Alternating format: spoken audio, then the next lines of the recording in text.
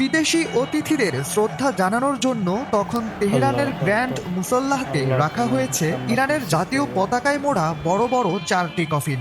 একটি আলী খামিনির মেরজামাই মেজবাউল হুদা বাঘেরির, একটি আলী খামিনির বড় মেয়ে সৈয়দা বুশরা হোসেইনি খামিনির, আরেকটি তার ছেলের বউ জাহারা হাদ্দাদ আদেলের। এসবের মাঝেই চোখ আটকে যায় কিছুটা নিচে থাকা জাতীয় পতাকায় মোড়ানো একটি ছোট কফিনের দিকে, যার ঠিক একটু পাশেই রাখা হয়েছিল একটি মেয়ে শিশুর ছবি। প্রিয় নেতাকে শেষ বিদায় জানাতে গিয়ে যখন তেহরানের প্রতিটি রাস্তায় নেমে এসেছে শোকের ছায়া, তখন সেই ছোট কফিনটি আগত বিদেশি অতিথি থেকে শুরু করে সামাজিক যোগাযোগ মাধ্যমে তুলেছে আবেগের ঝড়। দৃশ্যটি যেন এই শোকের মাত্রাকে বাড়িয়ে দিয়েছে আরো কয়েক গুণ। জানা গেছে ছোট সেই কফিনটির মাঝেই চিরনিদ্রায় শুয়ে আছে আয়াতুল্লাহ আলী খামেনির 14 মাস বয়সী নাতনি। ওভারফ্লো কিংবা লিকেজের ঝামেলা? ঠিক এই সমস্যার সমাধানে এসেছে স্মাইল বেবি ডাইপার এর super absorption technology. Israel America হামলা চালানোর দিন পরিবারের অন্যান্য সদস্যের মতো মিসাইলের আঘাতে প্রাণ হারায় জাহারা মোহাম্মদী গোলপায়গানি। তাকেই শেষবারের মতো কফিনবন্দি করে রাখা হয়েছে